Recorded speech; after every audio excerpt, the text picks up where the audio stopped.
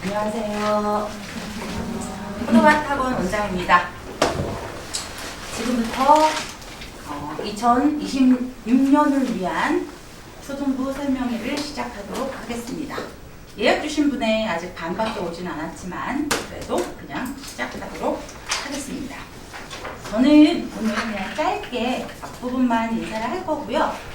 우리 학원 프로그램이나 프로그램의 프로그램들이 가진 특징들 전반적인 건 부원장님이신 김성희 선생님께서 해주실 거고요.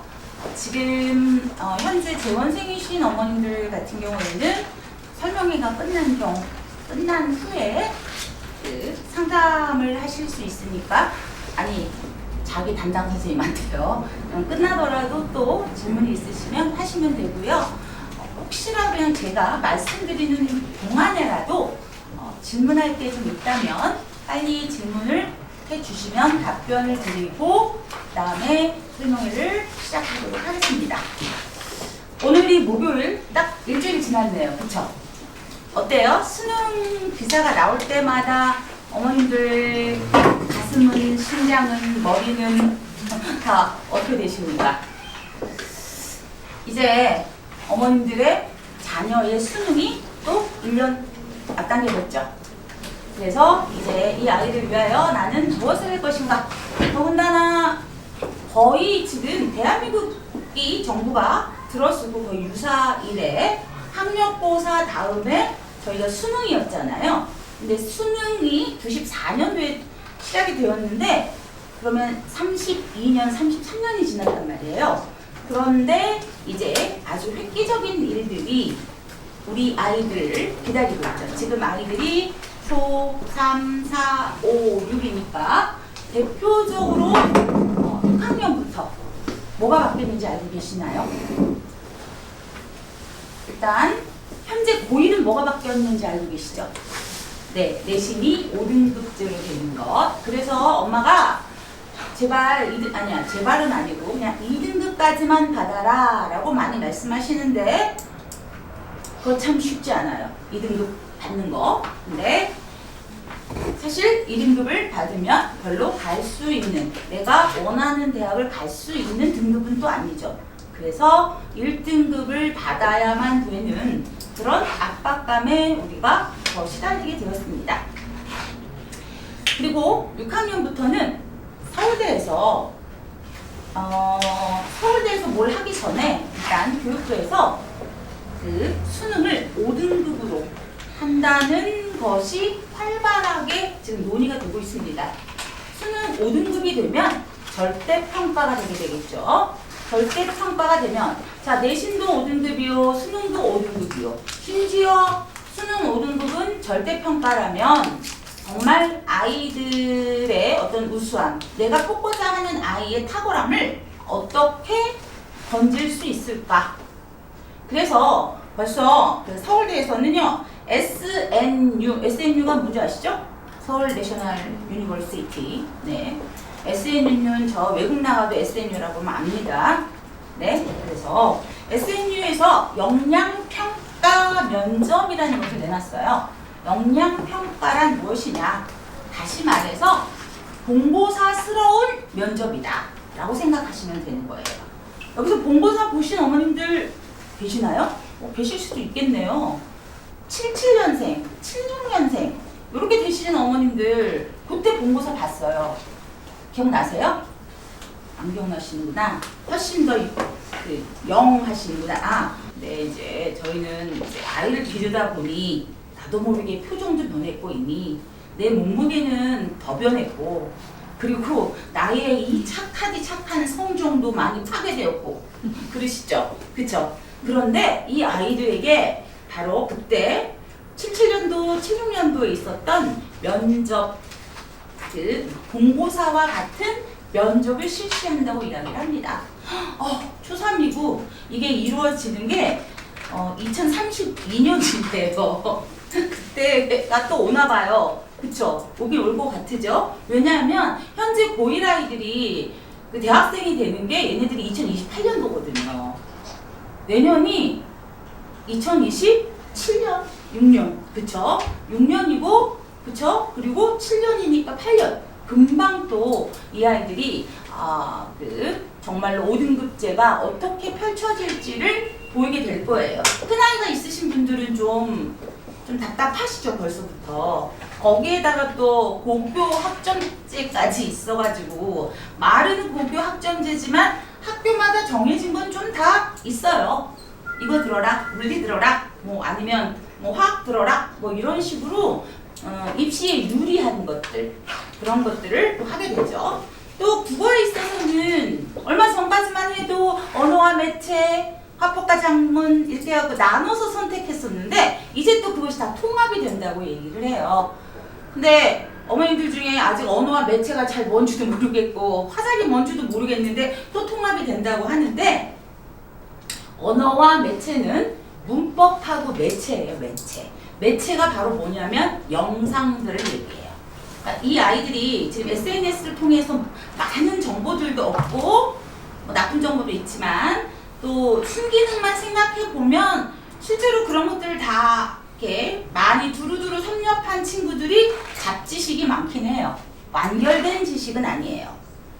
또 뭐 유튜브도 있고, 그래서 그 매체를 어떻게 잘 다루어야 할지, 그러니까 매체에서 나오는 말을 무조건 다 믿지 않고 내가 선택하고 판별할 수 있는 능력을 기르겠다고 2022 교육개정 안에서 가장 강력하게 얘기했던 게 바로 이 매체 부분이거든요. 그래서 뭐 자율성이라든가 우리가 탐구성이라든가 뭐 자기주도성이라든가 이런 말들이 정말 필요한 게 바로 매체다라고 이야기를 하고 있어요. 그만큼 뭐 아이들이 많이 보니까요. 근데 강남 지역은 그래도 어머님들 다 걸어 놓으시잖아요, 뭔가를. 그리고 애들이 뭐 10시 이후에는 안 돼요, 선생님 알이 없어요, 뭐 이제 이렇게 이야기를 하는데, 대한민국이라는 나라는 다 지금 강남 상부는 아니니까 교과서는 대한민국을 위해서 만들어졌기 때문에 그런 지침들이 나오고 있습니다. 화작이라고 하는 것은 화법과 작문이에요. 작문은 글 쓰는 과정을 어떻게 이 사람이 잘못 썼는지를 찾아내는 거예요. 자, 글 쓰는 과정에서 단락쓰기의 원리 중에서 완결성이 있고 통일성이 있고 일관성이 있거든요. 그거 지켜야 해요. 안 지킨 글 찾아내기. 네, 그런 것이 바로 작문이 되겠고요. 화법은 매체랑 약간 비슷한 듯 하면서 달라요. 자, 매체가 진짜 우리가 말하는 방송 매체나 영상 매체에서의 실전을 물어본다면, 화법은 일상생활에서 강연자의 이야기를 듣거나 뭐 우리가 보고문을 쓴다든가 뭐 이런 이야기들을 실현하는 그런 문제들을 내는 거죠. 그러니까 강연자를 딱 강연을 들었어요. 그런데 이제 영식이랑 순식이랑 달식이랑 막 토론을 한단 말이에요. 그러면 어떤 애는 분명히 다른 말을 하겠죠. 똑같이 들었는데도. 그런 것들을 찾아내는 게 이제 아까 제가 말씀드린 화법입니다. 그러나 저나 일단 뭐가 중요해진 것 같으세요? 아무튼 니들 이제 말하기 듣기 잘해야 돼, 이거겠죠. 그쵸? 말하기 듣기 그리고 쓰기 읽기, 그거 안 되면 어차피 너 면접 못 봐, 그런 의미가 될 수 있거든요. 그렇다면 어머님들은 지금부터 면접 준비를 시작하시겠나요? 그렇진 않으시죠? 근데 사실은 시작해야죠. 왜요? 우리 아이가 정말 자신의 의견을 정확하게 전달하는지를 살펴봐야 하니까요. 어떠신 것 같으세요? 아이들이 뭐 초3 올라가는 어머님도 있을 텐데 그냥 아직 애기죠. 너무 사랑스럽잖아요. 그 사랑스러운 우리 아이가 토요일까지 그 학원을 다녀야 되는 이 슬픈 현실. 요즘 동화책 보면 학원에 가기 싫은데요 라는 말이 가장 많이 나와요. 그래서 애들이 참 많이 힘들겠구나 라고 하는데, 저는 25년째는에도 우리 아이한테 한 10개 정도 했기 때문에 뭐가 그렇게 많니? 라고 생각을 좀 하는 중이에요. 왜냐하면 뭐 가서 이렇게 서너 시간씩 앉아있는 수업보다는 대체적으로 또 예체능도 많이 하게 되니까, 특히나 또 영재아를 키우시는 어머님들이시니까 아닌가요? 되게 힘드시지 않으세요? 아이의 호기심은 막 너무 많고 해주고 싶은 건 너무 많은데 물리적인 시간은 너무 없잖아요. 그쵸? 그래도 다행히 제가 수학 관련도 많이 했지만 저는 집에서 책을 많이 읽어주진 않았고요. 던져뒀던 것 같아요. 요즘 애들 제가 뭐 고등학생을 가르치기도 하고 중1을 가르치기도 하는데 요즘 아이들의 특징이 뭐게요? 한번 말씀해 보세요. 제가 뭐가 특징이냐고 물어보냐 이게 너무 웃긴데 요즘 아이들이 가장 고민하고 있는 문제는 뭘까요? 요즘 애들이 학습에서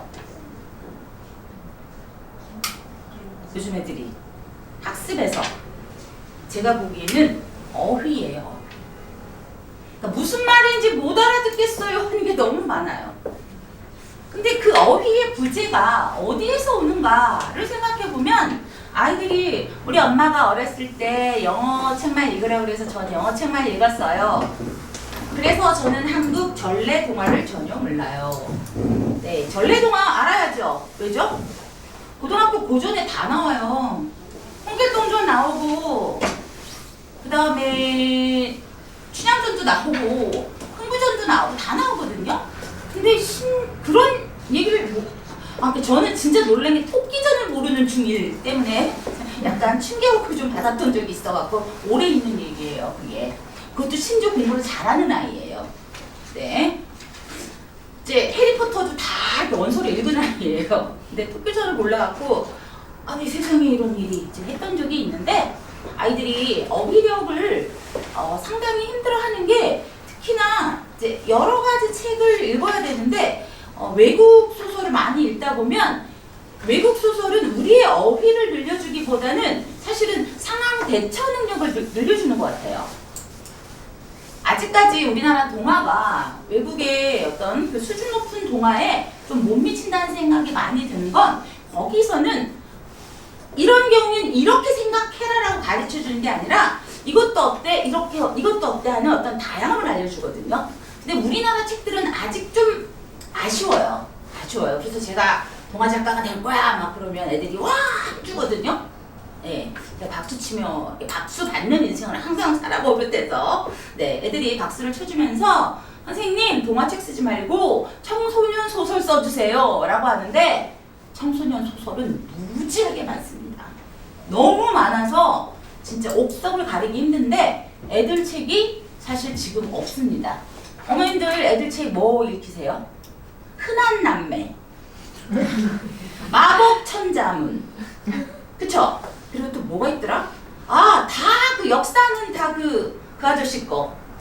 설민석의 뭐 대모험, 한국사 대모험 이거 읽히시죠? 왜 먼 나라 이웃 나라 안 읽히세요? 그 진짜 좋은 책인데.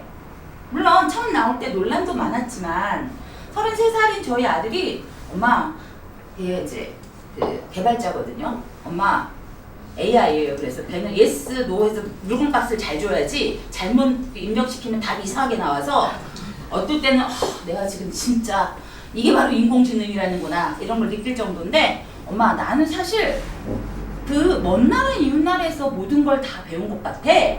우리 아들만 그런 게 아니더라고요. 굉장히 많더라고요. 먼 나라 이웃 나라에서 정말 난 많은 것을 배웠어. 근데 요즘 배움의 만화라고 하는 것이 실제로 없는 것 같아요. 그래서 그런 것들이 몹시 아쉬워지는데 어떻게 겨울방학 때 좀 도전 좀 해보세요. 먼 나라 이웃 나라 그냥 툭 던져놓으세요. 그냥 깨알 같은 거를 읽어보면 흔한 남매보다 낫지 않을까요? 그쵸? 그리고 왜 요즘은 다 모든 책이 다 이렇게 마술인지 아니 이 세상 우리가 헤쳐나가야지 마법으로 가는 건 아니잖아요. 보면 죄다 다 마법인데 요 마법과 AI의 요 오묘한 걸침 그래갖고 애들이 지금 내가 어디서 살고 있는지 잘 모르는 듯한 느낌 그런 느낌을 많이 받습니다. 자꾸 지가 사는 게 현실이 아닌 것 같은 느낌을 좀 받나 봐요 애들이. 그래서 뭐 AI 시대에 또 뭐 하면서 많이 들으시죠. 유명한 사람은 다 나와서 한마디씩 하는데 그분들이 하신 말을 다 종합하면 결론은 딱 하나. 뭐라고 하시죠? 글 쓰십시오. 읽으십시오. 그 말밖에 안 하세요. 특히 이 글 쓰십시오. 자기가 창작을 해보십시오. 라는 말을 굉장히 많이 합니다. 그렇기 때문에 어머님들은 이런 거 있잖아요. 3, 4학년은 뭘 떼고 4, 5학년은 뭘 떼고 떼고 세상에 국어 영역만큼 떼는 게 없는 과목이 없어요. 수학도 뭘 뗄 수 있죠. 우리가 최상위도 뗄 수 있고 A 플러스도 뗄 수 있고 여전히 정석도 떼야 되고 하지만 국어는 뗀다는 개념이 없거든요. 근데 보면 내가 이만큼 했으니까 이 과정에서 이 과정으로 올라가기 위하여 난 무엇인가 뗀다. 자, 어떤 애는 글을 굉장히 잘 쓰지만 말을 잘 못할 수 있어요. 말을 되게 잘하지만 글을 못 쓰는 애들도 있어요. 그러면 못 쓰는 애는 국어를 못하는 애인가요? 저는 아니라고 생각하거든요. 말 잘하는 애들 분명히 국어 잘하는 애들이에요. 저는 말하기가 가장 늦게 이루어진다고 생각을 해요. 말 잘하는 거. 요즘은 옛날에는 뭐 여자애들이 말 잘해 그랬지만 그렇지 않죠. 남자애들이 말 잘하는 경우는 굉장히 많거든요. 잘하는 건 나중이고 지금 아이들이 진짜 잘해야 할 건 3학년이고 4학년이고 5학년이고 6학년이고 무조건 읽기예요. 3학년에 읽을 게 따로 있고 뭐 3, 4학년에 읽을 게 5, 6학년에 읽을 게 따로 있을 거 아니에요. 그쵸? 5, 6학년에는 진짜 역사 공부를 열심히 하셔야 돼요. 이를테면 그럼 3, 4학년은 뭘 해야 될까요? 위인전 많이 읽으면 좋아요. 그리고 제가 아까 말씀드렸지만 아직 안 읽었다면 전래동화가 아니라 사실은 우리고전이겠죠.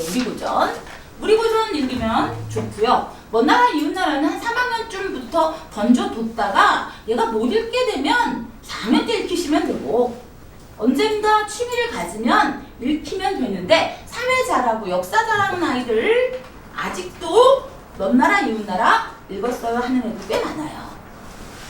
실제로 몇 년 전만 해도 저기 있는 데서 1년 커리로 다 역사를 하셨었잖아요. 그쵸? 요즘 자꾸 역사 커리가 어디론가 이렇게 묻혀버리는 것 같은데 그래서 이번에 저희는 겨울방학 때 역사 프로그램만 따로 돌릴 수 있는 프로그램을 만들었어요. 그러니까 6개월은 한국사, 또 이제 뒤에는 세계사에서 왜냐하면 그 전까지는 6학년 12차 시로 세계사를 했었는데 사실 12차 시로 세계사를 한다는 게 상당히 어려웠어요. 요즘 애들이 긴 글, 긴 책, 어려운 책 읽는 거 상당히 싫어하게 된 건 사실이에요. 이건 팩트예요, 팩트. 하지만 그래서 걔네들을 옛날처럼 엄청난 책으로 끌어올릴 애들이 있죠. 그래서 책 저기다 많이 갖다 놨어요. 더 보고 싶은 애들은 빌려서 보라고. 네. 그리고 저는 아이가 뭔가 특정 분야에 관심을 보인다면 책을 만약에 5학년이다. 근데 얘가 역사를 너무 좋아해. 그러면 어른 역사책 읽히세요. 이런 거 있어요. 종횡무진 한국사, 종횡무진 세계사. 말 굉장히 어렵거든요. 하지만 읽혀도 됩니다. 그리고 조선왕조실록도 읽혀도 되고 뭐 삼국유사는 안 읽을 거예요. 재미없어서. 그래서 항상 내 아이가 뭘 원할 때 그거보다 약간 높은 걸로 읽혀주시면 훨씬 더 좋은 읽기를 익히게 될 건데요. 저희 학원에서 선정한 책들은 절대로 어렵지 않아요. 왜냐 여기는 학원이거든요. 그 책을 다 뜯어먹게 하기 때문에 몇 번을 다시 읽어야 돼요. 안 읽는 친구들도 있죠. 읽은 친구와 안 읽은 친구는 분명 그래서 뭔가 다르게 나옵니다. 저희 학원이 꽤 오래됐다는 건 알고 계시죠? 오래되면서 그 학원 논술 괜찮대 근데 어렵대 그런 얘기 굉장히 많이 들으셨을 텐데 그리고 거기 12주씩 해갖고 한번 안 들어가면 나중에 들어가기 힘들잖아.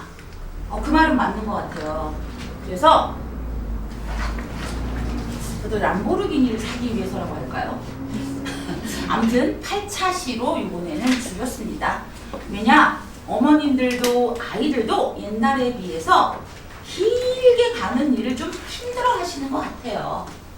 근데 12차 시로 갈 때는 갈 때대로의 장점이 있었고 8차 시는 올해부터 시작해 보는데 그거 다 다시 정리하느라고 죽는 줄 알았어요. 넣고 빼고 고르는 동안에 작년에 썼는데 올해 품절된 책들이 왜 이렇게 많은지, 품절된 책들도 상당히 많아서 지금 교재가 현재는 12월 1, 2월 것만 정확하게 나와 있고요. 물론 목록은 다 나와 있지만 1, 2, 3, 4 뭐 이런 식으로 가게 될 거니까 12월은 12월에 시작하면서 가게 되고요.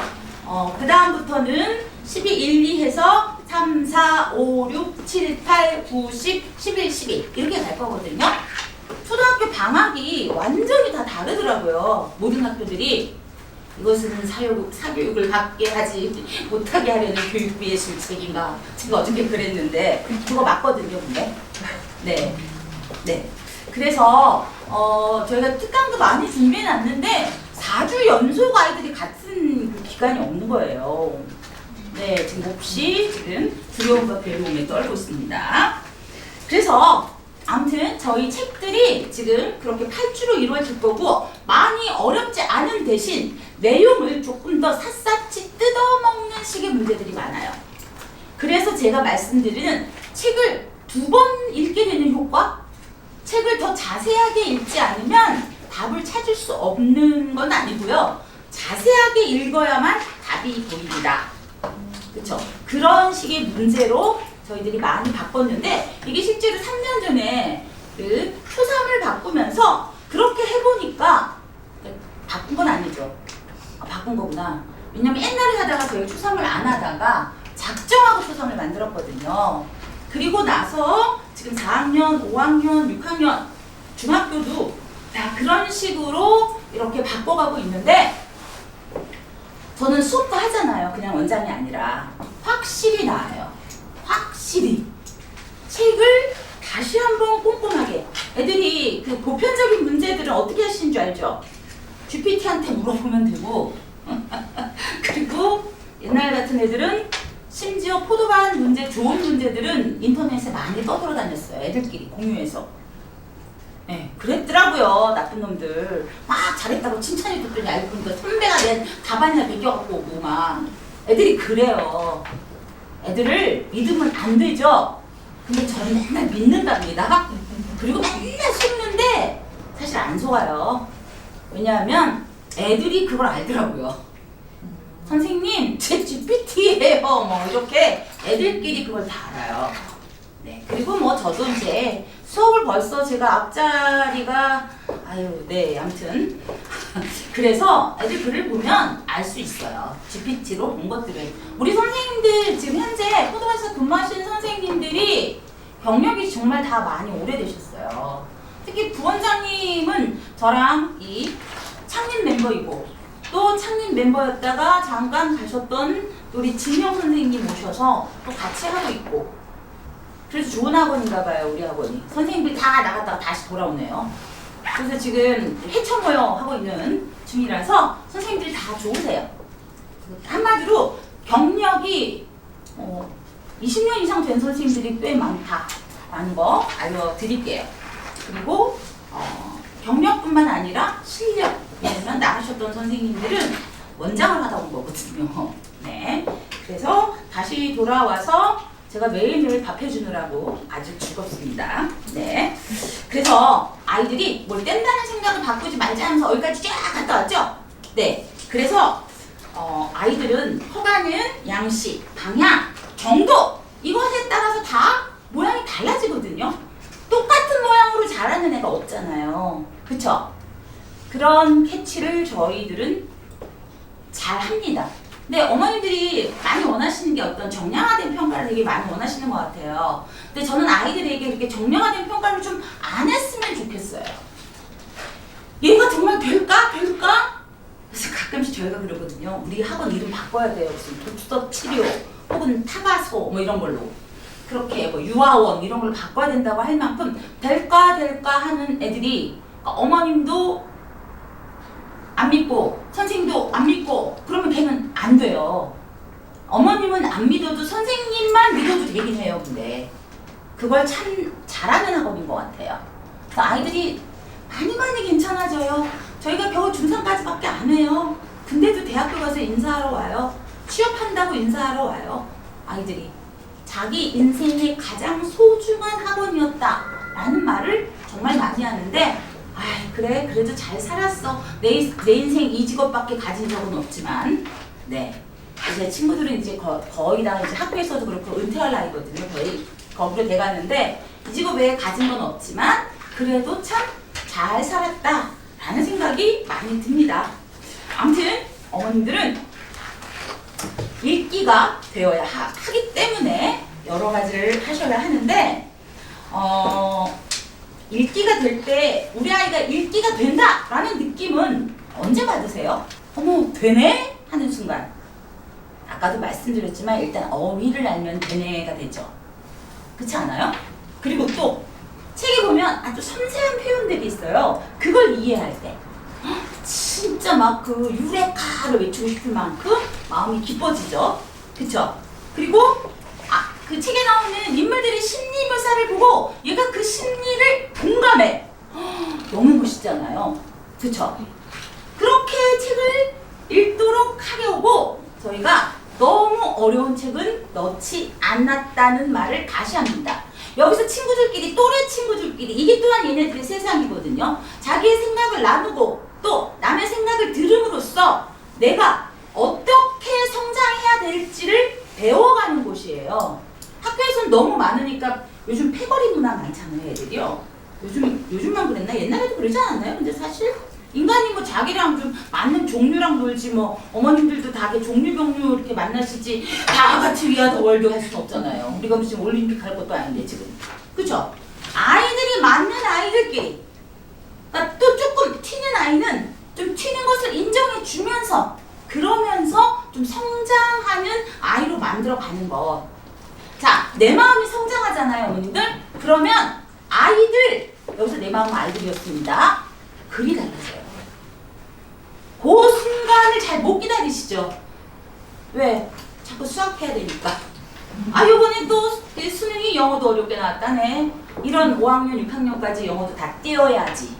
제발 뗀다는 생각 좀 버리시고요. 어떻게 떼요?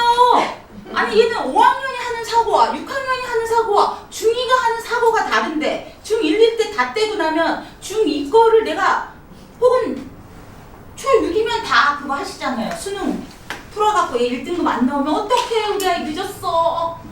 다 알아요 제가. 그런데 안 늦었어요.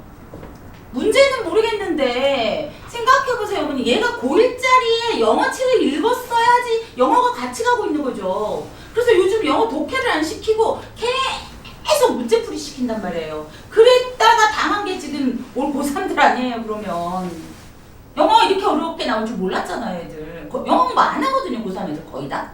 왜? 고1 때 다 띄었거든. 다 띄었는데 뭘 해. 그쵸?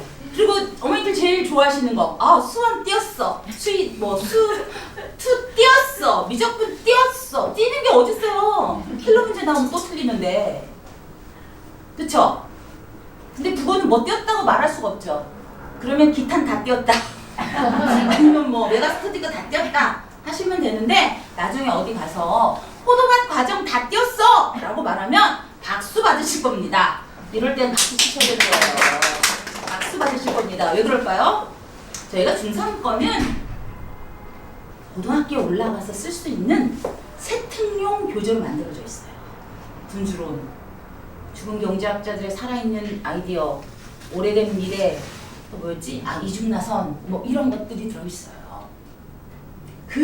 그것까지 올라가는 게 우리들의 목표. 잠깐 쉴 수는 있죠. 그러나 그렇게 그 수준까지 읽을 수 있게 하는 게 우리들의 목표예요. 그래서 중1, 초3, 초4, 초6에는 조금 더 어려워지고요. 중1 때는 또 어려워지는데 문제가 어려워지는 거지 책도 물론 좀 더 어려워져요. 아이들이. 하지만 너무 어려운 책을 막 힘들게 읽는 건 국어를 진짜 좋아하는 영재라고 생각되는 아이한테만 적용하셨으면 좋겠습니다. 아이들이 배워야 할 건, 그 나이에 배워야 할 건 있으니까요. 그쵸? 그래서 저희 프로그램에 대해서 상세하게 못할 것 같으죠? 제가 원래 10분 하기로 했는데 또 30분 했어요. 저 이제 나가야 되는데 혹시 질문 있으신가요? 저 이상해요. 명성만 깔아주면 나 10분만 하고 나올 거야 하고 맨날 30분 해갖고 죄송합니다. 질문 있으신가요? 또 봬요. 안녕하세요. 재밌게 들으셨죠? 네, 제가 오늘 이제 프로그램 설명을 맡은 저 포도가 아까 개국 멤버라고, 창립 멤버인가요? 개국은 나라를 줘야죠. 창립 멤버라고 소개 들었던 부원장 일을 맡고 있고요. 초등 논술하고 중학교 국어를 담당하고 있는 김성희라고 합니다. 반갑습니다.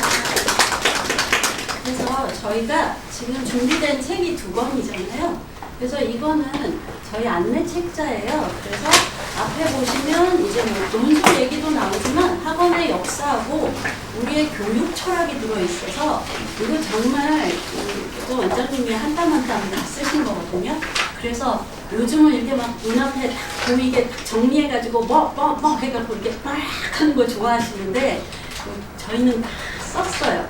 물론 이제 제목은 있지만 소주제 뭐 이런 건 있지만 이렇게 한 땀 한 땀 쓰신 이유는 정말 하고 싶은 얘기 진정성 있게 전달하고 싶어서거든요. 그러니까 어머님들도 이제 차분하게 좀 읽어보시고요. 그러면 포도같이 어떤 학원인지 확실히 전달이 좀 될 것 같고요. 그리고 여기서 이제 중1 아이가 그걸 얼마나 잘 썼는지 그 아이는 6학년부터 다닌 아이였는데 이 포도밭 6학년 과정 다 하고 중1 올라가서 이제 생각이 막 자라면서 이렇게 멋있는 글을 써냈어요. 그것까지 보시고 나면 아이의 이제 성장이 좀 보이실 것 같아서 그 글도 담았으니까 한번 꼭 읽어보세요. 버리시지 마시고요. 그리고 오늘은 제가 이제 초등 커리큘럼을 설명을 할 텐데요. 보시면 저희가 커리큘럼하고 교재 구성에서 이렇게 한바닥으로 쫙 보여드렸잖아요.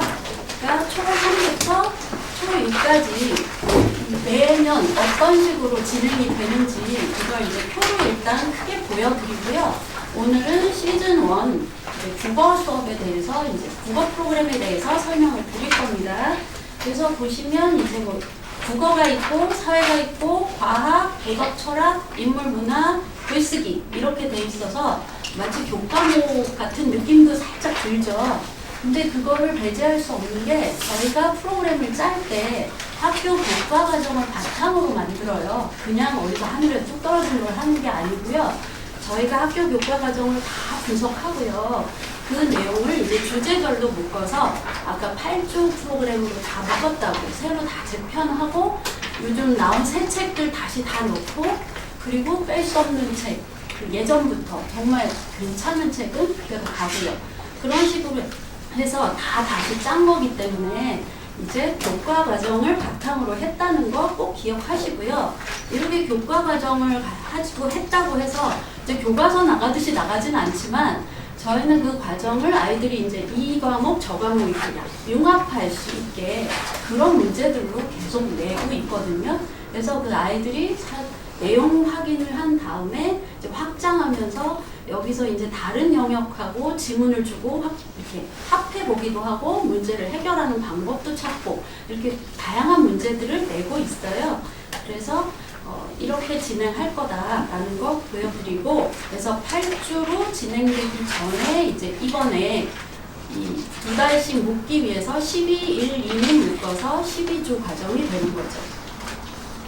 그래서 이제 12주 과정이 제목은 국어라고 했는데 사실 저희가 많이 듣는 질문 중에 하나가 여기서 국어 문법을 하나요? 국어를 하시나요? 어휘시험 보시나요? 문제 푸나요? 이런 걸 되게 많이 물어보시거든요.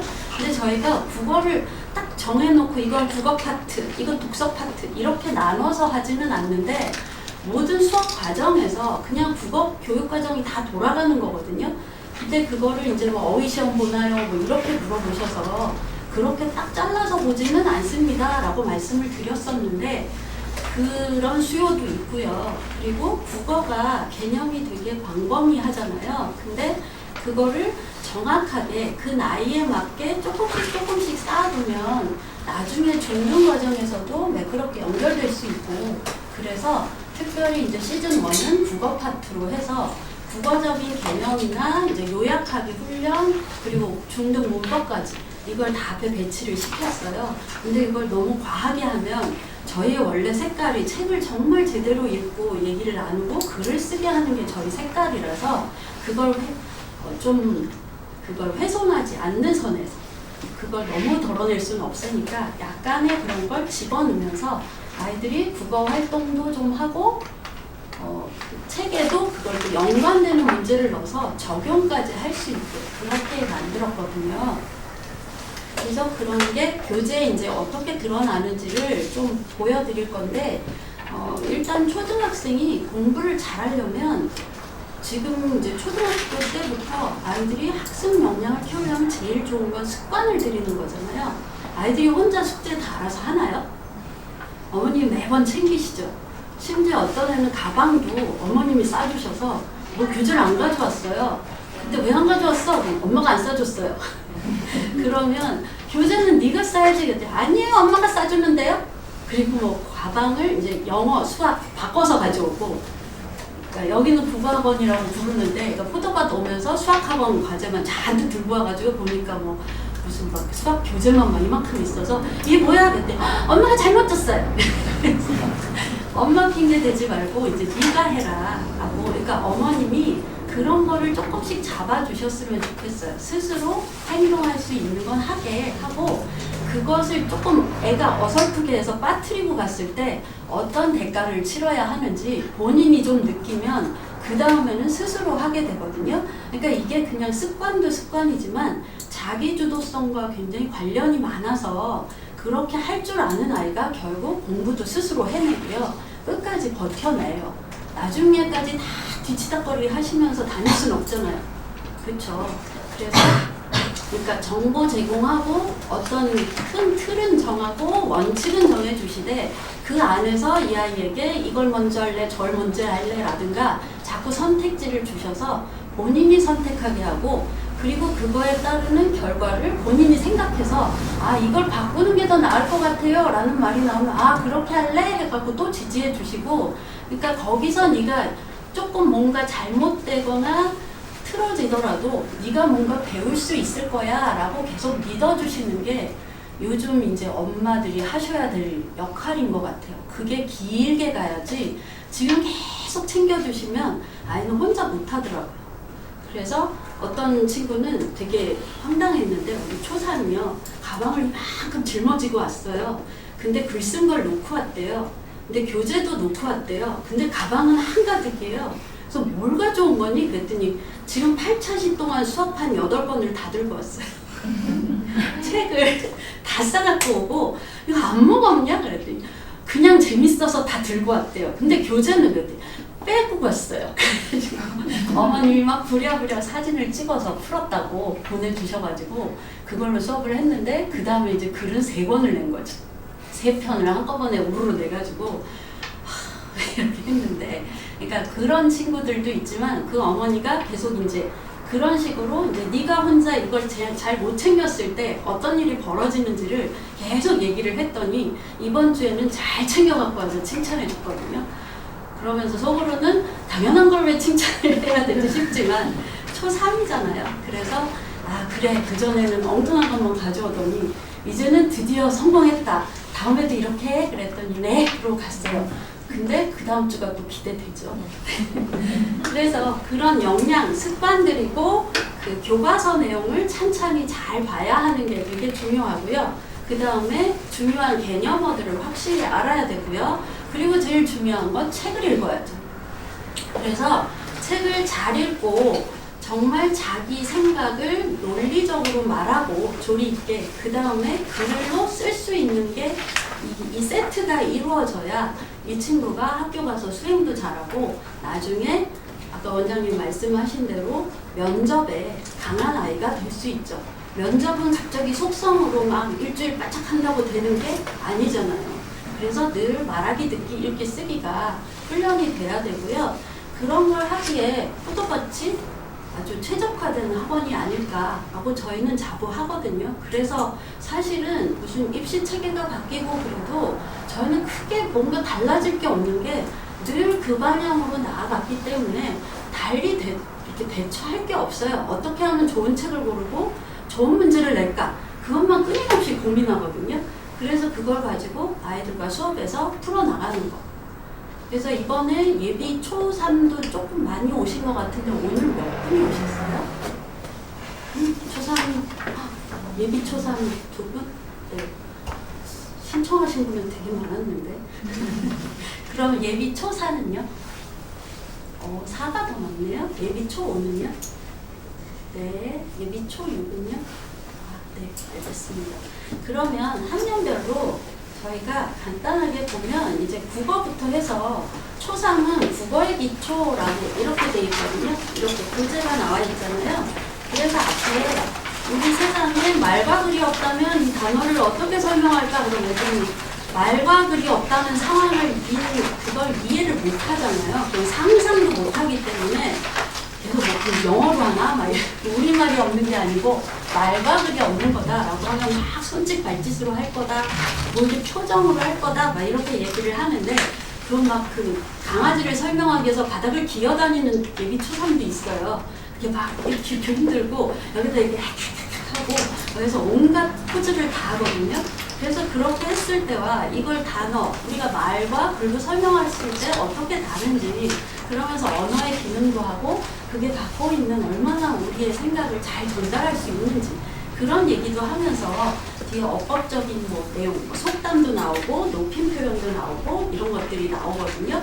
그리고 나서 이제 책 내용 하면서 아이들이 재밌게 활동하고 생각 넓히기에서는 이제 초3은 활동이 되게 많아요. 그래서 여기 나무를 해서 이 아이에게 아이가 떠올린 낱말을 이렇게 붙이게 해서 그 낱말들을 가지고 왜 붙였는지 얘기하고 그 중에서 내 성장에 나를 건강하게 자라게 하는 게 뭔지 아니면 이제 뭐 그게 나쁜 거라고 생각하는 뭐 게임도 있을 수 있고요. 스마트폰도 있을 수 있어요. 근데 그게 왜 나를 건강하게 자라게 하는데 도움이 되는지 그걸 본인이 써야 되거든요. 그래서 쓴 거를 이렇게 좋은 거 아니면 조금 조심해야 할 거, 뭐 스스로 자제해야 될 거, 뭐 이렇게 막 나눠가지고 그거를 글로 쓰게 해서 소중한 것 해서 글로 쓰고 발표를 하게 해요.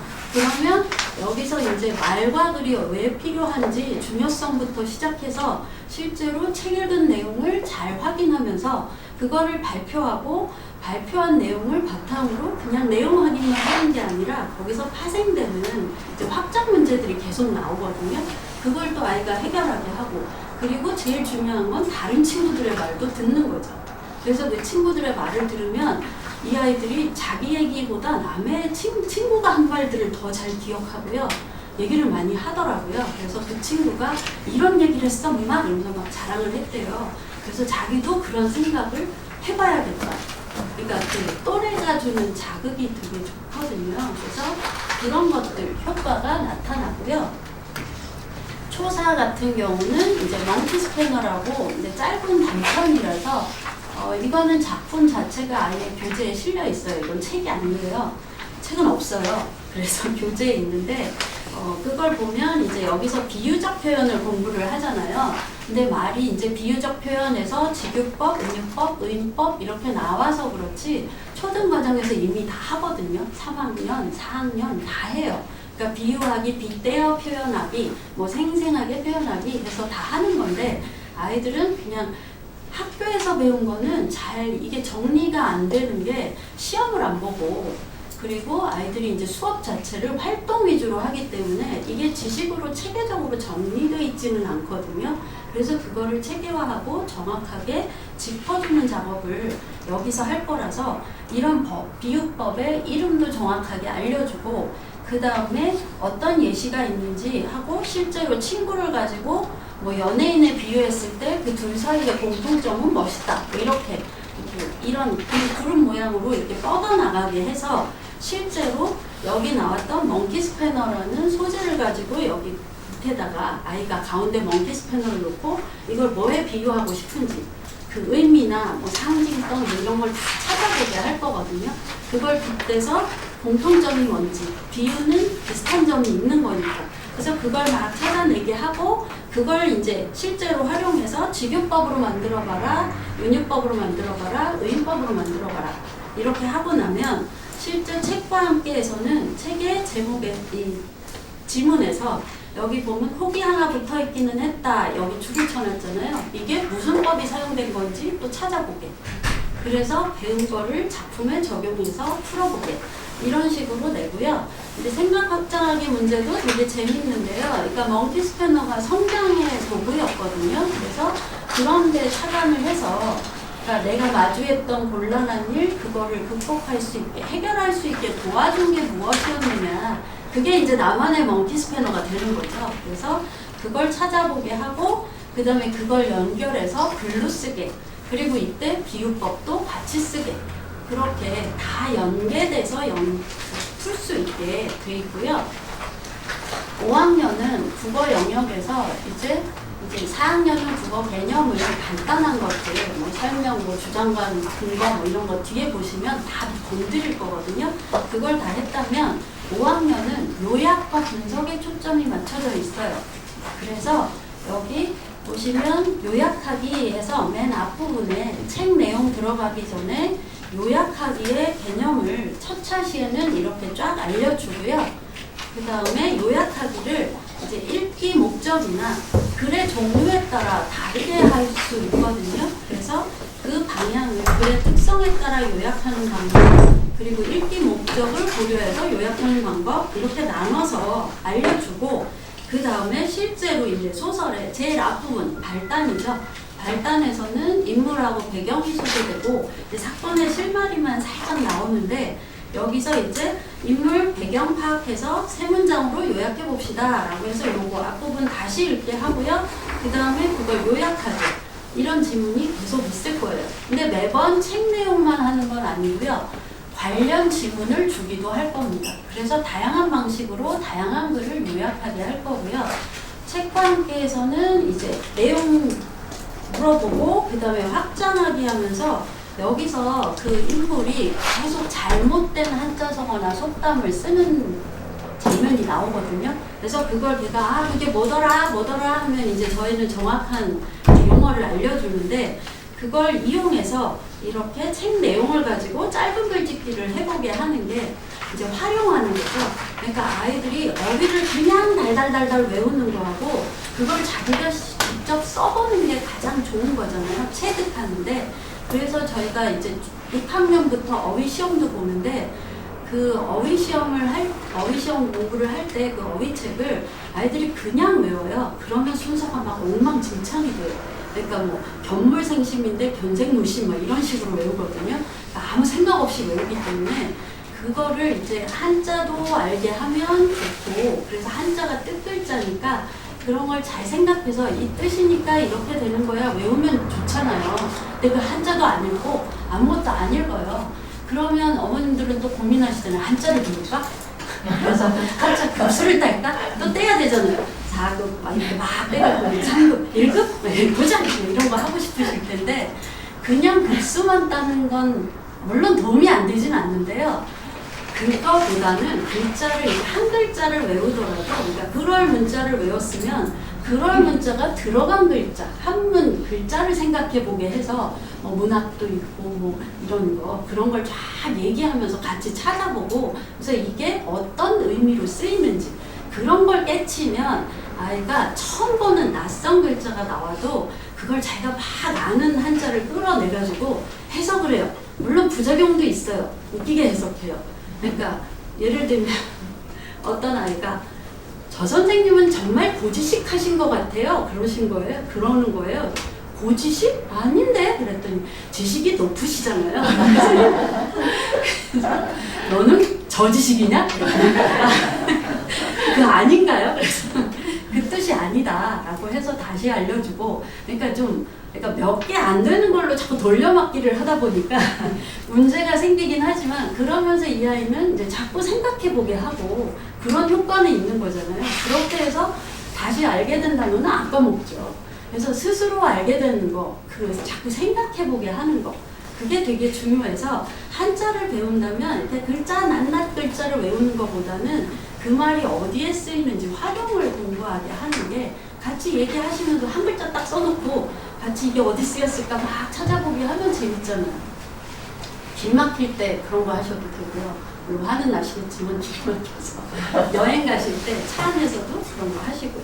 그런 것들을 하면 이 아이들이 이런 속담이나 한자성어나 이런 거에 훨씬 익숙해져요. 그래서 훨씬 편하게 쓸 수 있고요. 그래서 수어프 글쓰기도 한자성어로 글을 써보면 어떨까요? 하면서 이제 그 속담이나 이런 걸 좀 활용해서 글을 쓰게 하려고 합니다.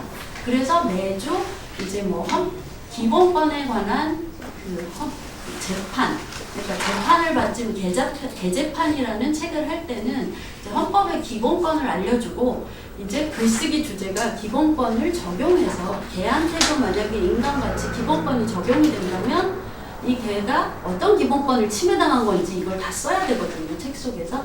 그럴 경우에 이제 기본권과 관련된 제시문을 주고 그걸 요약하게 하면서 이제 익힌 다음에 그걸 활용해서 논술 쓰기를 하게. 이렇게 계속 융합하고 확장하고 적용하는 문제가 계속 들어가 있어요. 그러니까 정말 교재가 좋잖아요. 그래서 그런 거는 이제 챗 GPT한테 물어봐도 애가 이상하게 얘기해 준대요. 그래서 결국은 이제 막 도움을 받으려고 여러 가지 시도는 하는데 이상하게 쓰기 때문에 결국 자기가 생각해야 돼요. 그리고 이제 했다가 이상하게 써와서 이제 걸리는 경우도 있고 없는 내용을 분명히 저희는 항상 책 속 내용을 근거로 쓰게 하기 때문에 그거는 챗GPT가 그 책에 대해서 정확히 알지 못한 걸 끌어올 수가 없거든요. 그래서 그런 데서 다 걸려요. 이게 설명도 안 한 이상한 사례를 막 써오거든요. 베꼈지. 그러면 아이들이 아니 챗GPT가 이걸 알려주는데 그래서 그렇게 한번 몇 번 걸리고 나면 아이는 챗GPT 믿을 게 못 돼요. 이렇게 얘기를 하는데 결국은 네가 좋은 질문을 하고 정말 얘를 자꾸 잡아주지 않으면 걔를 쓸모없는 애가 된다. 그렇게 해서 아이가 제대로 알고 활용할 수 있는 방법도 익히게 하거든요. 어차피 이 아이들은 그런 AI의 도움을 받아서 살아야 되잖아요. 그걸 통제하고 스스로 이제 적용할 수 있어야 되는 아이들이니까 그거는 이제 뭐 권장은 안 하지만 쓸 줄은 알아야 되고 쓰려면 제대로 잘 써야죠. 그래서 그러기 위해서 네가 지식이 필요하고 네가 알고 그 위에서 얘를 부려야지 얘한테 물어봐가지고 얘한테 의존해서 살면 안 된다라고 얘기하거든요. 자 그럼 6학년은 1차시가 사람은 무엇으로 사는가 해서 드디어 어머님들이 좋아하시는 중등 문법이 나왔어요. 문법은 언제 하나요? 그거를 4학년, 5학년부터 물어보시거든요. 근데 사실 문법 너무 어려워요. 그래서 예비 중1 아이들도 쉽지는 않아요. 근데 희한하게 영어 문법은 한단 말이죠. 그리고 영어에서 뭐 이런 것도 배웠고 저런 것도 배웠고 막 이러는데 국어 문법은 모른대요. 그래서 참 아픔이 있는데 근데 이 품사가 사실 쉽지 않아서 여기서 그냥 간단하게 이제 맛보기처럼 아주 기본적인 것만 짚고 넘어가고요. 그리고 이제 개념 확인 문제 이런 것도 아이가 이제 제대로 이해했는지 확인할 거고요.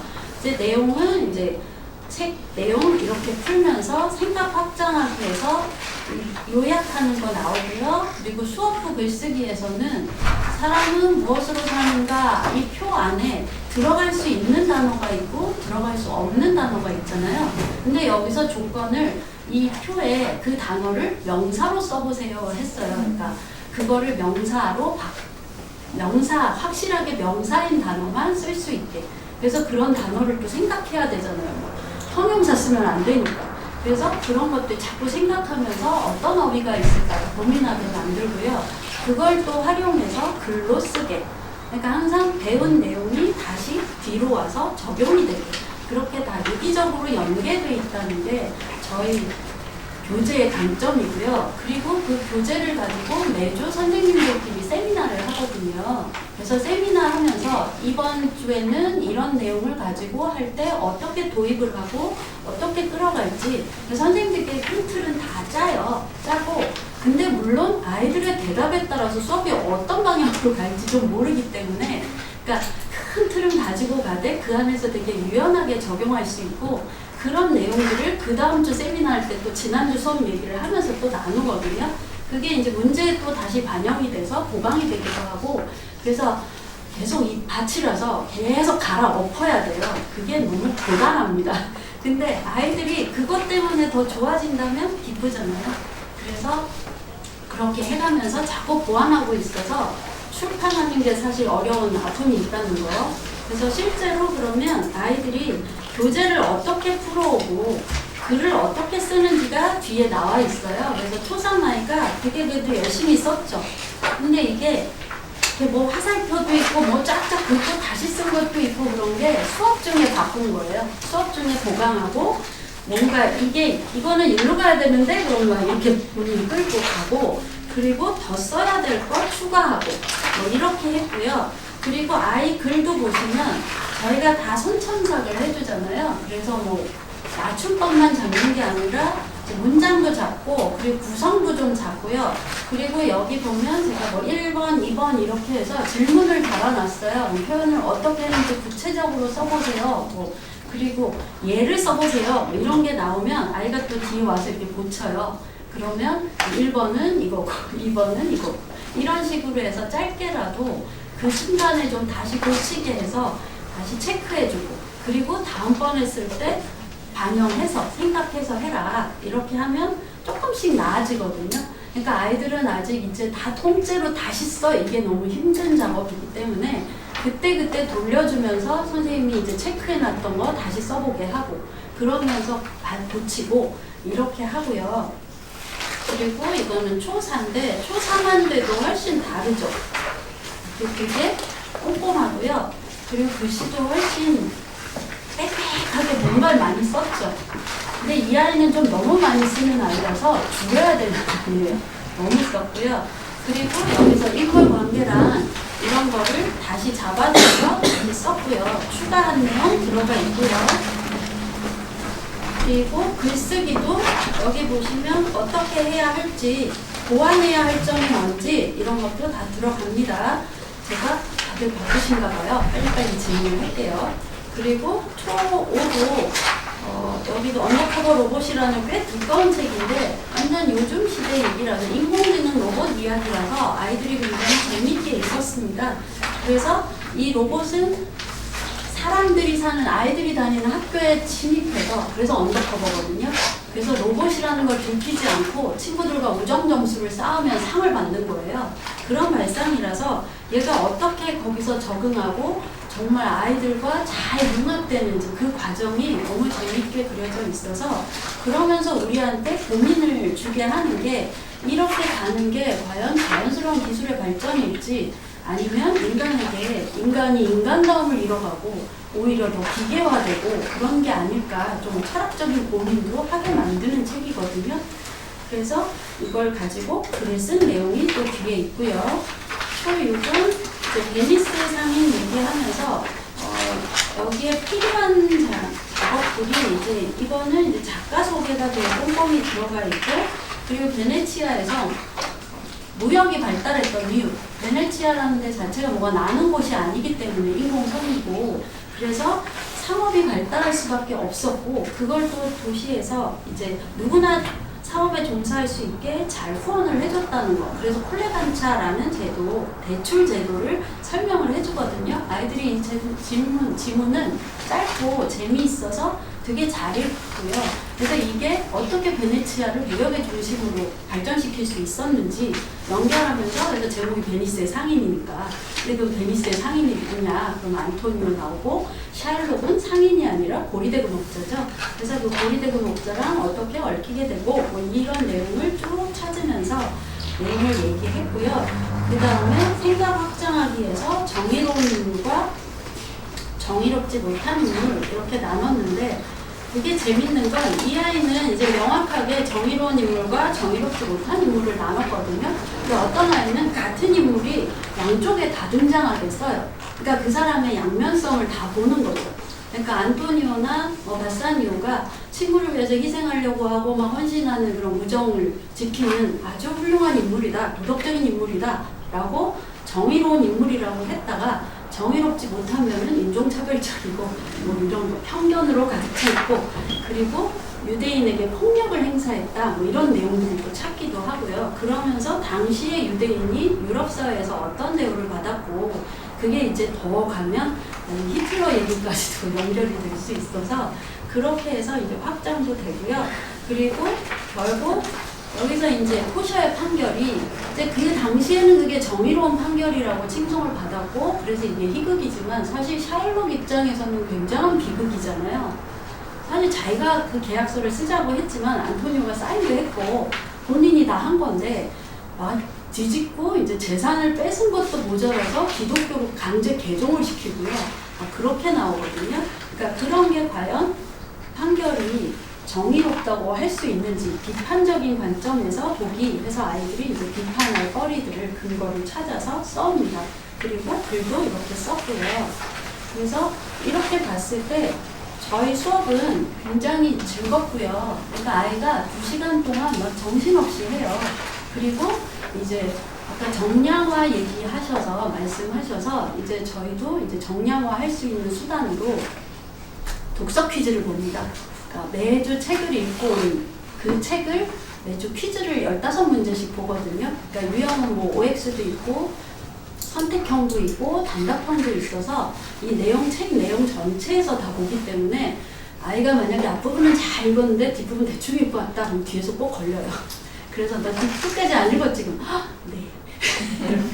다 파악할 수 있거든요. 그래서 골고루 돼서 그렇다고 막 너무 쪼잔하게 막 여기 숨어있는 이런 깨알 같은 걸 내는 건 아니고요. 중요한 맥락에서 그런 것들을 반드시 읽었다면 확실히 알아야 할 것들을 쟁제해서 내기 때문에 아이가 숙제 잘하고 교재만 잘 읽어도 그러니까 책 잘 읽고 준비하면 할 수 있고 그렇게 내니까 그걸로 독서 퀴즈 보고요. 거기서 이제 통과 못하면 남겨서 제시를 봅니다. 그래서 제시 봐서 보고 이제 다시 확인하고 가기. 근데 외울 수 없게 시작할 때 독서 퀴즈 보고 통과 못하는 애는 시험지 안 주거든요. 외우면 안 되니까. 그러고 막 수업을 하면 애가 다 정신이 없잖아요. 그리고 집에 가기 전에 이제 끝나고 전화 잠깐 남겨갖고 다시 보면 뭐였더라 이러는데 기억하지 말고 네가 이해한 내용을 풀어라 그러면 수업을 또 했기 때문에 훨씬 나은 점수가 나오죠. 그렇게 해서 가도록 합니다. 그래서 매주 읽은 거 체크하고요. 과제 검사에서 이제 과제 검사에서 A, B, C, D 매겨서 이제 앞에도 표시가 되고 문자로도 나가고요. 그 다음에 글 쓴 거 이런 것들 수업 태도 이런 게 다 체크가 되니까 어머님들은 나중에 이제 수업을 하게 되면 앞에 과제 수행표에서 붙어 있어요. 교재 맨 앞에 그거를 확인해 보시면 이제 이 아이가 오늘 똑바로 했는지 물론 문자도 보시지만 그것도 한 번씩 확인해 보시면 아이가 긴장해서 좀 하더라고요. 자 그리고 초3은 아직 애기들이라서 일단 워밍업처럼 입문 과정으로 4주를 먼저 돌려보고요. 그 다음에 이제 8주로 갈게요. 그렇게 갈 거고요. 그래서 책은 되게 재밌습니다. 그래서 애들이 정말 즐겁게 읽어오고 초3의 장점은 에너지가 넘치죠. 우리 초3. 그래서 걔는 재밌으면 책을 5번도 읽어요. 그리고 막 여기서 역할극을 해요. 혼자서 막 그때야! 막 이러면서 막 이렇게 막 다 흉내도 내고 정말 발랄해요. 그래서 이 에너지가 와 저렇게 하고 2시간을 하고도 지치지를 않네? 막 신기한데 그 아이랑 같이 하고 나면 되게 저도 막 힘이 나요. 그러니까 걔네들의 기를 빠는 건 아닌데 제가 먹는 건 아닌데 받아들여서 같이 막 하다 보면 힘들 때도 있지만 되게 즐겁고요. 초4는 이제 12차 시, 기본 국어만 12차 시라고 말씀드렸잖아요. 그래서 여기 보시면 소설, 읽기와 쓰기, 설득하는 글, 설명하는 글, 듣기와 말하기에서 비유적 표현, 구성의 3요소 이런 거 다 있고 쓰기 과정, 편지 쓰기, 주장과 근거, 방법문, 설명문, 설명 방법, 토의 토론 해서 건드릴 수 있는 거 다 담았어요. 개념 담고 관련 문제 다 넣고 그리고 토론이 있을 땐 토론도 하고요. 설명 방법 넣어서 글쓰기도 시키고요. 네, 초5 시즌으로 가면 여기서는 이제 앞에 요약문이 이제 책 내용일 경우도 있고 제시문이 따로 들어가기도 한다고 말씀드렸잖아요. 그래서 여기다 이제 따로 뭘 넣진 않았는데 일단 책 읽고 그거 가지고 해서 적용해서 풀고 그리고 확장해서 글 쓰고 그래서 글은 되게 다양한 영역으로 쓸 수 있어서 아이들의 사고력이 늘어납니다. 그리고 이제 6학년은 이제 어휘책의 의미관계 문법 요소에서 중등 문법이 들어갔는데요. 중등 문법 중에서 어려운 거 좀 빼고요. 기본 문법 하면서 저희가 또 고른 데는 어떤 게 있냐면 높임 표현이나 시간 표현이나 피동 표현 이런 걸 넣은 이유는 바른 문장을 쓸 수 있게 하려고. 아이들이 피동 표현을 너무 불필요하게 많이 써서 그런 것들도 좀 잡아주고요. 그 문장을 바르게 쓸 줄 아는 아이가 사고도 논리적으로 한다는 거 아시잖아요. 그래서 그런 것들 계산해서 필요한 것들을 넣은 거예요. 어휘를 늘리는 것도 있고. 그리고 애들이 막 어휘를 막 늘리는 과정에서 인여적 표현도 되게 많이 쓰고요. 같은 표현을 막 써요. 그리고 되게 멋있다고 혼자 막 뿌듯해해요. 그러니까 만연하게 널리 퍼져 있다 이렇게 써거든요. 이거 같은 거잖아. 왜요? 그러니까 뭔가 멋있게 쓰고 싶은데 그러면 이제 어려운 어휘를 쓰고 싶으니까 그런데 팁을 그러니까 지금 중1 학생이 친구들에게 알려준 팁은 얘는 일단 자기가 글을 막 쓴대요. 그리고 그 글에서 이제 서술어를 몇 개를 골라가지고 유의어를 찾아본대요. 그래서 그 중에 이제 어려운 말 있잖아요. 그 단어를 가져와서 이렇게 맞게 바꿔본대요. 근데 이 유의어기 때문에 상황에 맞게 쓰지 않으면 되게 웃겨지거든요. 그러니까 적절하게 이게 이걸로 바꿔도 되는지를 고민해가면서 이제 글을 고치니까 글이 굉장히 좋아져요. 그러니까 어휘 체계가 달라지니까 수준이 달라져서 글쓰기 수준도 달라지거든요. 그러니까 물론 뭔가 어려운 어휘를 쓰는 게 좋은 건 아닌데 간혹 정말 딱 적합한 어휘를 찾았을 때 쾌감이 있잖아요. 내 글도 되게 멋진 것 같고 그런 고민을 그 친구가 한다는 게 중요한 거죠. 그래서 적절한 표현을 찾아서 다른 어휘, 내가 아는 어휘 말고 새로운 어휘를 찾아서 자꾸 써보고 그래서 칭찬받으면 애들이 막 박수 쳐주면 너무 좋아하고 그러니까 그런 효과들이 있어요. 서로 나누면서 성장하고 서로 얘가 이걸 더 잘하게 됐어요. 뭐 이런 거 아이들이 정말 잘 알아요. 저번에 이거 별로였는데 이번에 되게 잘해왔어요. 뭐 이런 것들이요. 그러니까 애들이 되게 착하고 솔직하고 되게 수용적이에요. 그러니까 이 아이들이 그러니까 어머님들이 다 이렇게 좀 아이들을 정서도 그렇고 잘 받아주셔서 그러시겠지만 아이들이 그전보다 훨씬 더 수용적이고 부드러워지긴 했고요. 근데 문제는 이제 너무 어리죠. 어린 건 문제인데 이제 성숙하려면 좀 아픔을 겪어야겠지만 그 아픔을 여기선 좋은 자극이 이 아이에게 약간의 아픔이 돼서 스스로 막 성장하고 싶은 욕구를 가질 수 있게 그래서 서로에게 좋은 자극이 되는 게 저희는 이 수업의 장점이라고 생각하거든요. 그러면 이제 기억하시겠어요? 처음에 수업을 오면 독서 퀴즈를 보고요. 그리고 선생님은 과제 검사를 해서 점수를 매깁니다. 그러니까 처음 체크한 점수가 진짜 점수예요. 뒤에 막 수업 중에 채운 거는 그래서 확인은 해주지만 그걸로 점수가 나가지는 않아요.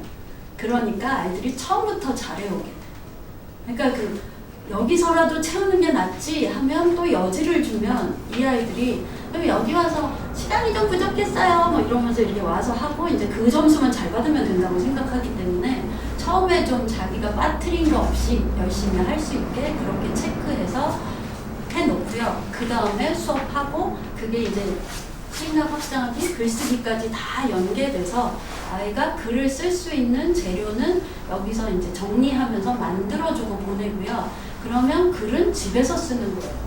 그러니까 집에서 해야 할 게 글쓰기 숙제 해와야 되고요. 그리고 새로운 책 읽어야 되고요. 그리고 그 교재를 풀어오는 거. 3가지예요. 그러니까 물론 첫날 올 때는 책 읽고 풀어오는 것만 하면 되는 거죠. 근데 그 다음부터는 새 책 읽고 풀고 그 다음에 그 전주 글쓰기. 그러면 저희는 원고지 공책을 2권을 마련하게 처음에 안내를 해드리거든요. 그러면 1번에 써서 내고 가면 선생님이 그걸 첨삭해서 뭘 보완해야 할지 꼼꼼하게 다 체크해서 2권을 낼 때 1권을 돌려주는 거죠. 그래서 계속 왔다 갔다 할 거예요. 그래서 하나가 혹시 밀리면 이렇게 2권 따로 쓰면 안 되고요. 2번에 2개를 내야 되는데 애들은 1, 2에다 써가지고 2권을 다 내요. 그러면 안 낼 수 있는 게 아니다. 그러면 이제 한 권을 후딱 첨삭을 해서 주고 다시 써오라고 하든가 그게 도저히 안 되면 종이를 다시 주죠. 그래서 여기다 써오면 붙여줄게. 뭐 이런 식으로 하거든요. 그러니까 절대로 혹시라도 밀리게 되면 한 권에 2편을 다 써야 된다는 거. 두 번을 다 내고 그 다음 주에 안 쓰는 꼼수는 통하지 않는다는 거. 그런 것도 알려주시고요. 이제 시간표 저희가 이제 막 나름 많이 넣는데 조금 딱 맞는 시간표가 정말 막 쫙쫙 깔려 있어서 엄청 많진 않아요. 왜냐하면 가르칠 수 있는 선생님들이 아무나 할 수는 없기 때문에 그래서 그렇거든요. 그래서 이 시간표 보시고 이거는 나중에 조금 있다가 실장님이 오셔서 이제 등록이나 이런 거는 안내해 드릴 거고요. 저는 이제 특강 소개를 해드릴게요. 초5종 논술을 아까 역사를 초등 한국사를 6개월하고 그 다음에 하반기에는 세계사를 또 6개월 한다고 말씀드렸잖아요. 그래서 초등 한국사가 이렇게 프로그램들을 보시면 일단 시대순으로 이렇게 나눠지면서 먼저 두 파트로 나눴어요. 그러니까 선사시대부터 고려시대까지 해서 10차시까지 일부가 있고요. 그 다음에 조선 전기부터 현대까지는 2부로 진행을 할 거고요. 그러니까 먼저 10차시가 나갈 겁니다. 근데 여기서 제대로 한국사라는 시리즈로 전부 역사 교사 모임 선생님들이 쓴 제대로 한국사라는 책인데 쉽게 썼으면서 사진 자료나 사료가 되게 많이 들어있고요. 그러니까 아이들이 이제 한국사를 꿰면서 그 자료도 잘 보고 알 수 있게 돼 있고요. 그래서 그 시리즈도 이제 독해학습하고 어휘학습하고 역사 짚어보고 생각 확장하기. 그래서 사료도 굉장히 중요하잖아요. 그런 것들을 다 보게 하고요. 거기에 이제 그게 하고 나면 이제 통사를 제대로 한국사로 잡고 나면 이제 작품들이 들어가 있어서 관련 동화책을 넣어서 문학 작품을 읽고 사고력을 확장합니다. 그러니까 저희가 되게 중요하게 생각하는 건 그냥 몇 년에 뭐가 일어났고 몇 년에 뭐가 일어났고 이게 아니라는 거죠. 그런 일이 왜 일어났고 인과관계를 찾으면서 아이가 스스로 추론을 하고 역사적 상상력을 근데 물론 사실에 기반을 두고 그걸 발휘하려면 동화라는 틀을 활용하는 게 가장 좋거든요. 그래서 생각 열고 책과 함께 역사 알기 하면서 역사랑 관련 지어서 풀어가고요. 그 다음에 독후 활동이 되게 다양해요. 그래서 뭐 역사 인물 인터뷰도 있고요. 토론도 있고요. 그 다음에 영대표 만드는 것도 있고 그 인물이 돼서 대화글 써보기도 있고요. 그래서 서로 토론하는 대화글을 쓰게도 해요.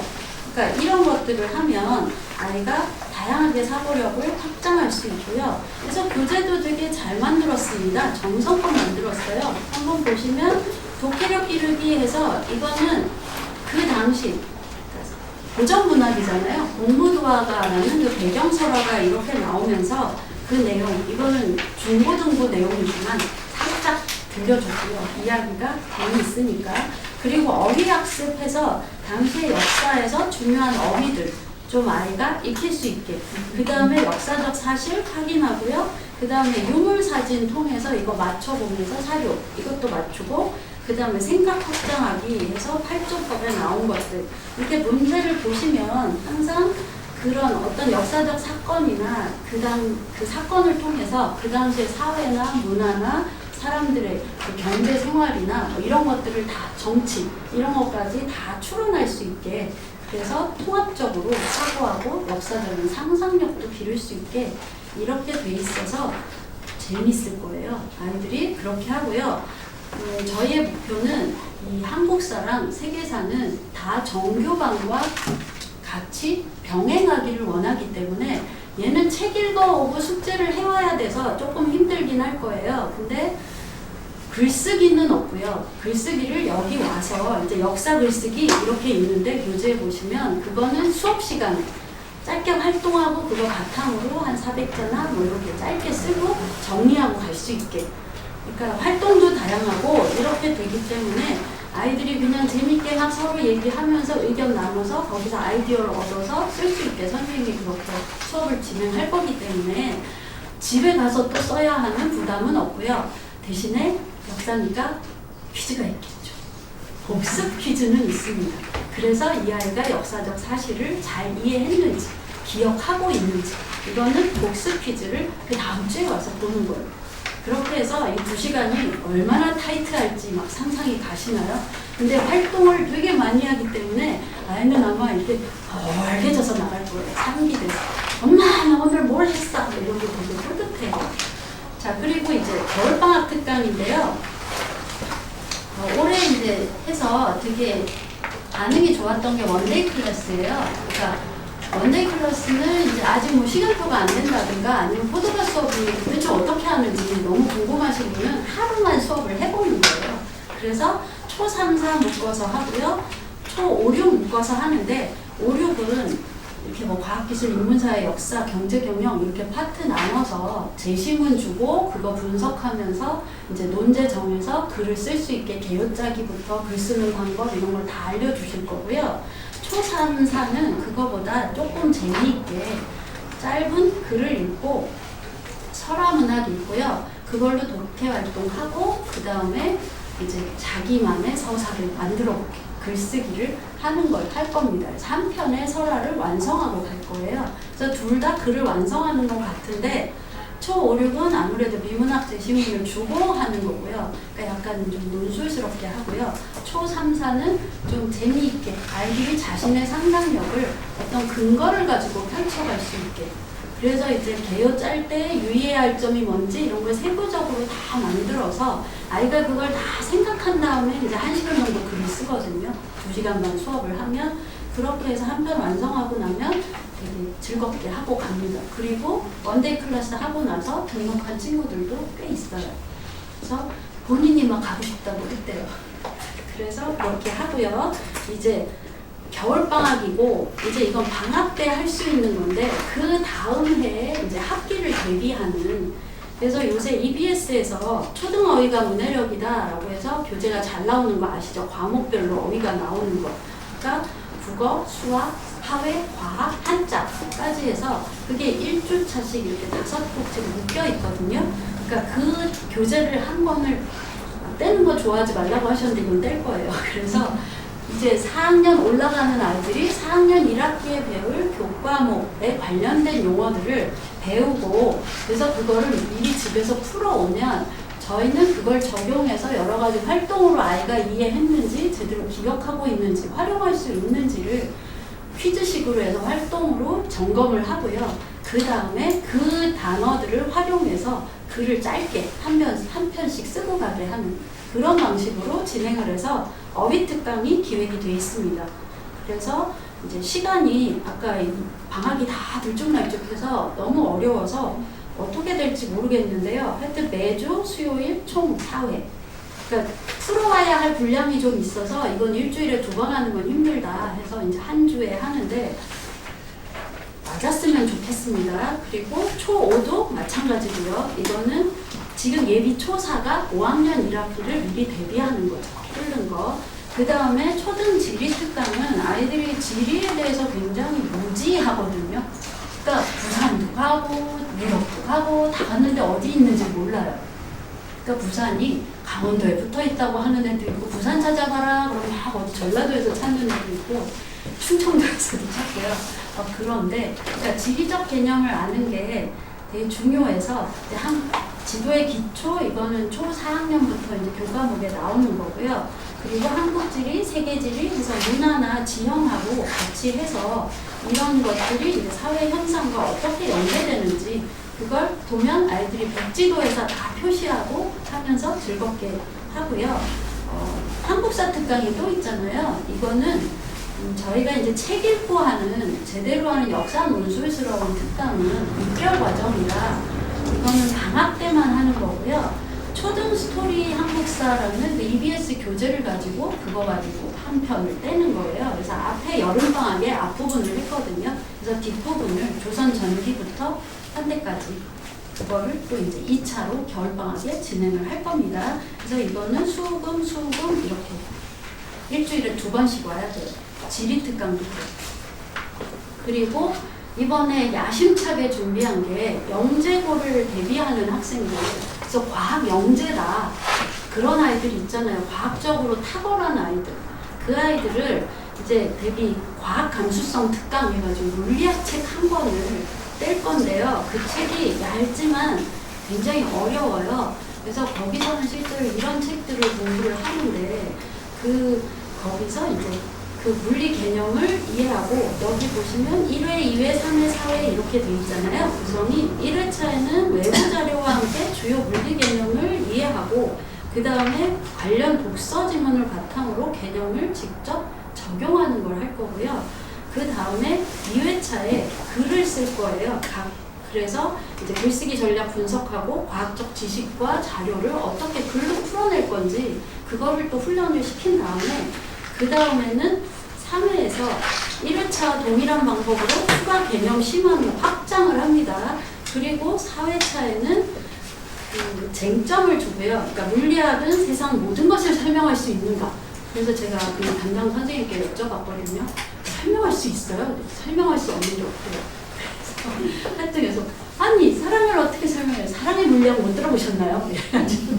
너무 안낭만적이지 않냐라고 얘기를 했었는데 하여튼 이걸 가지고 이제 쟁점을 잡는 방법부터 해서 간단하게 입론 쓰고 그 다음에 토론을 해보는 그런 수업으로 아주 알차게 구성되어 있으니까 이 어려운 책에 도전해보고 싶고 과학을 특히 잘하고 싶고 영재성 있는 친구들은 이 프로그램 해보시면 이건 어디에도 없는 프로그램이니까 굉장히 좋을 것 같습니다. 그러면 이 특강까지 다 말씀드렸고요. 혹시 질문이 있으실까요?